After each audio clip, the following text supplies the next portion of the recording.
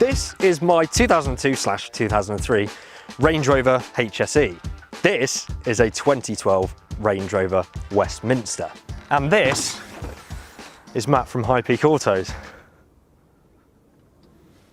And today then we're going to be looking at the differences between the 2002 model Range Rover, the very first iteration of said Range Rover, and the very last, which is the 2012 Westminster, which Matt has very kindly brought down today.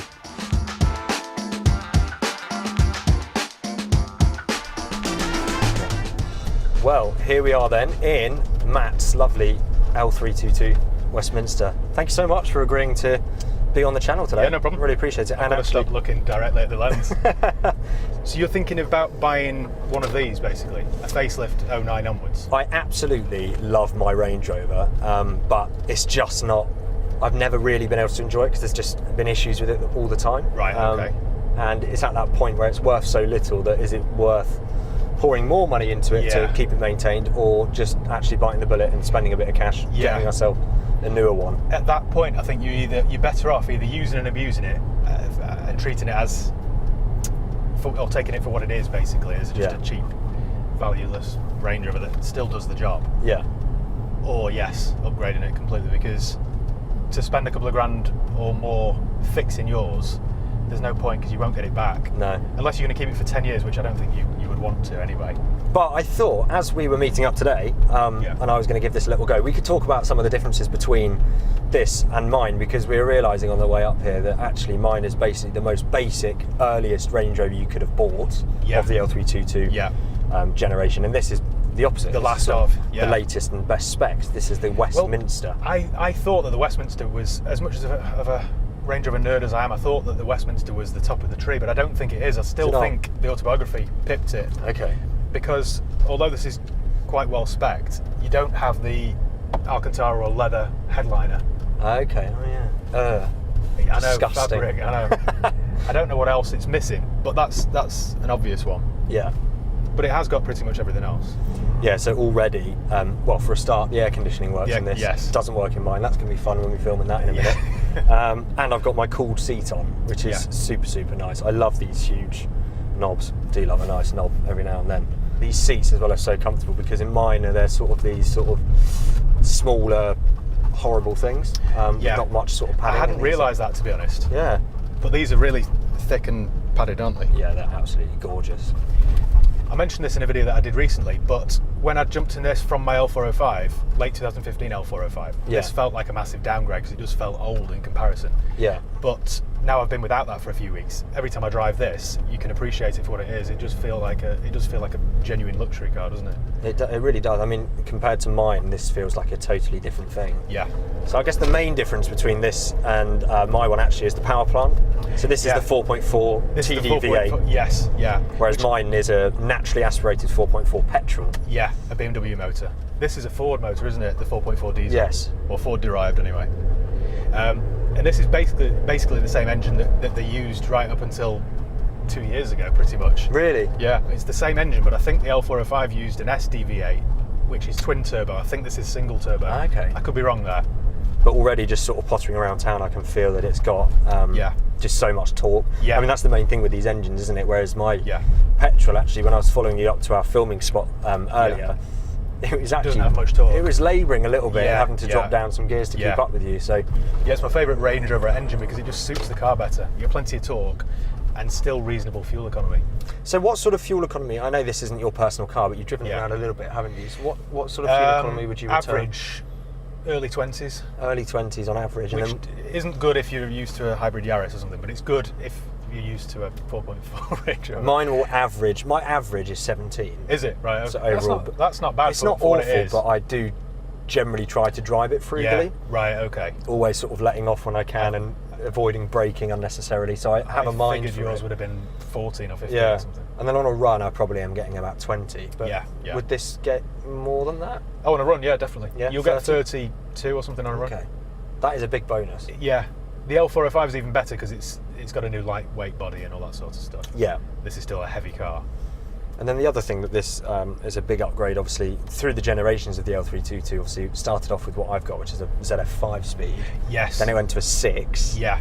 And then, of course, this is an 8-speed. 8-speed with a sort of nice flappy paddles, actually. Yeah.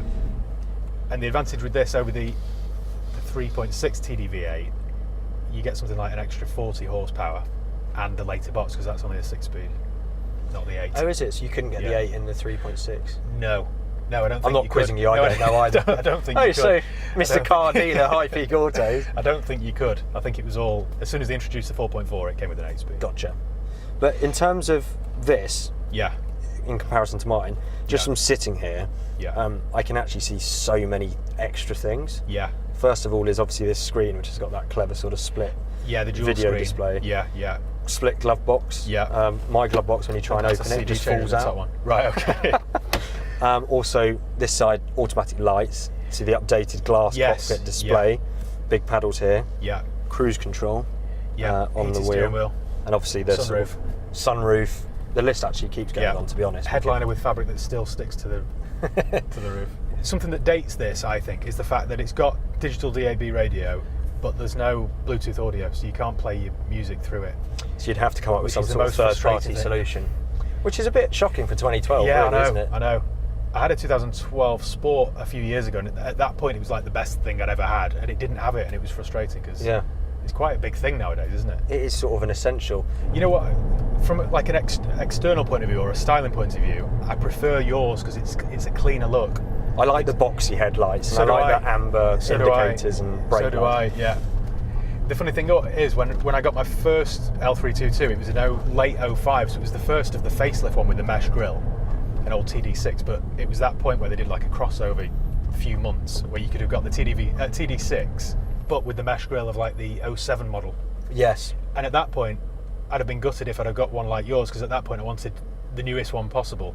But over time, I think yours has aged better. You've only got the 2 fins down the sides rather than the fussy vents that you get on this, and you've just got the clean horizontal lines on the front grille as opposed to the mesh on this. Yes, I really like the front grille actually, even though it's very plasticky and everything. Yeah, so do I. I just think it's sleeker looking, because on the facelift 09 onwards, they're really chunky, and I don't like that. I think they look better on the previous pre-facelift models. A proper old-fashioned key, that, isn't it? That's the key for my Range Rover. That's something I like about this generation, because you get these really heavy. They just feel they're not well built because they always peel. You expect to just press a button there and a Swiss Army knife tool comes up, don't you? I know. You know what? It doesn't. I don't feel like I'd want an L405 necessarily after driving this. It feels almost up to that level. Yeah. I'd need to get into another one and maybe a better one. But we were saying that it's funny because the prices, certainly if you're going for a high mileage L405, and a pretty good L322, they're only $5,000 apart or something, aren't they? Yeah. So I'd go with the L405 personally. Yeah. Having said that, I would want a facelift 2015 L405, which are still 32, 34. Yeah. Because I'd want the heated seat buttons. I'd want the reverse camera washer jet. You need to get a grip. I'm just spoiled, yeah. But how do you have to go to 2016 or 2017 to get the larger display? Yeah, 2017. So then you're at $40,000. My mate's got one, an Autobiography 2017, which still looks the same on the outside, but the inside you've got the new dash, new gauge cluster or whatever, and the new widescreen nav, which is so much better. The camera's crystal clear, but you're talking an extra $10,000. And then where do you stop? Because then at that point you're spending 45. You may as well spend 55 on an 18 facelift. And this is $585 a year to tax. Or whatever. Okay. Tax is one of those things that I always find really funny that people get worked up about, because number one, we actually have it really, really good in this country. Absolutely. If you in Ireland, Ireland, $2,000, $3,000 for something like this. Yeah. Netherlands, absolutely. Most of Europe actually. People balk at the idea of paying £600 a year. And I actually think it's good. It's very good. It's cheap. It's cheap, and it's also £50 a year. Yeah. As opposed to £30 a year if you get something in the lower bracket. Yeah. What, honestly, the amount of people £30 a month. A year. The amount of people that I sell cars to at work that will get so sort of bogged down in trying to save money on tax. They'll spend $2,000 or $3,000 upgrading the car to save themselves £300 a year on tax. And I just think, can you not see that you're not saving any money? You're giving me $3,000 to get a newer car that's cheaper to tax. So that's 6 years. Well, no, exactly. You're only going to have it three years. Exactly. Maybe. And it's the same with fuel economy. Yeah. People will spend a lot more money to get something that does 10 miles per gallon more, but actually if you did the maths and you do 10,000 miles a year, that's going to be like 8 years of driving to even get close. Exactly. You know? People are short-sighted, they just panic about things like that. Yeah. So what about the cosmetic differences? We've touched on them a little bit, but... yeah, for anybody that doesn't know anything about cars, they look basically the same, don't they? If you're a complete anorak, like you or I, then you'll be able to spot them off a mile off. So you've got the side vents that are different. Yeah. They changed.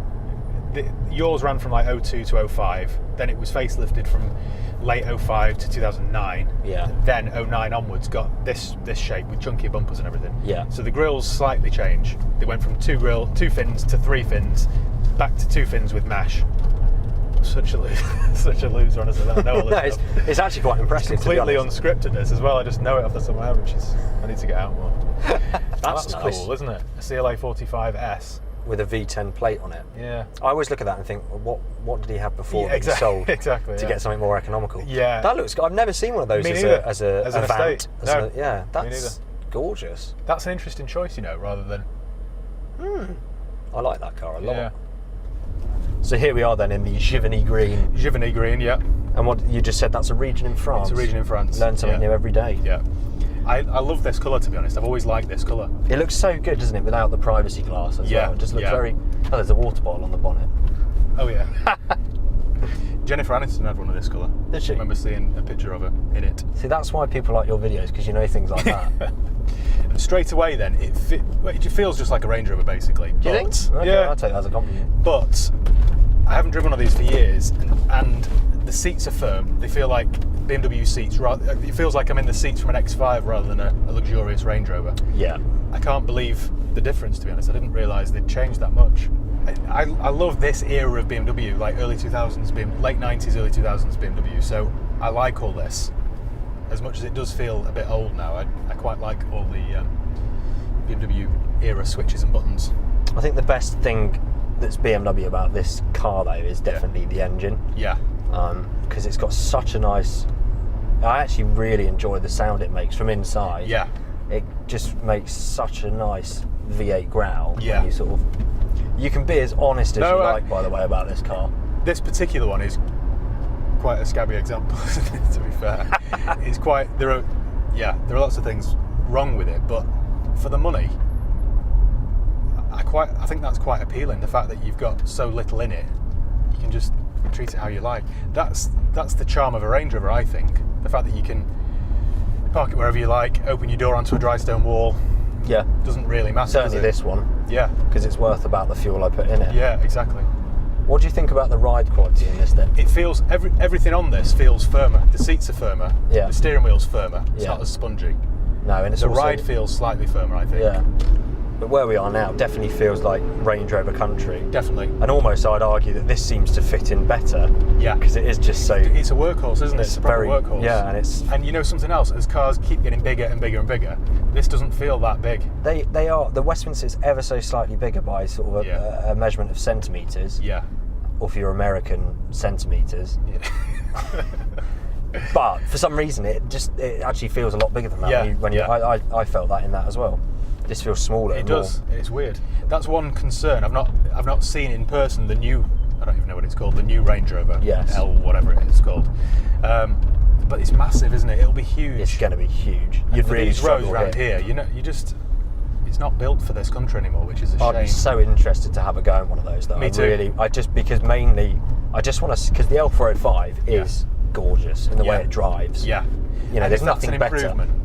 Can it be any better? Exactly. That would be amazing. You can't beat we're proper Land Rover fanboys, but you can't beat the L405, the drive of the L405. This is why when people always say to me when I buy a Range Rover or buy do a Range Rover video, oh, you should have bought a Land Cruiser. It isn't the same, is it? No. It's not the same. It's no, and they're thinking the Land Rover is a luxury car. I don't care about.